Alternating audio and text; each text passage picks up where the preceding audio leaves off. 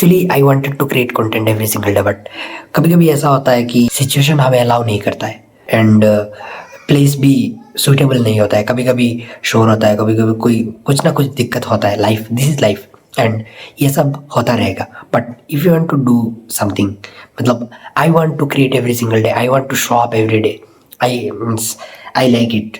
It does not feel like pressure because I am enjoying. So whatever you are enjoying, if I am enjoying content creation, then I want to do it every single day.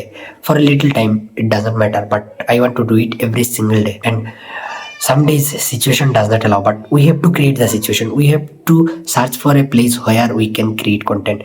तुम्हें ऐसे place search करना पड़ेगा. So whatever you are liking and enjoying, go for it every single day. If you are not feeling pressure, then go for it. Nothing, that's not that tough. It's an easy thing, and whatever feels easy, you should do it every single day. If it is growing you, taking you in the growth path, तो ये समझना चाहिए कि अगर इस चीज़ daily करने से मेरे को ग्रोथ मिल रही है, तो you should do it every single day.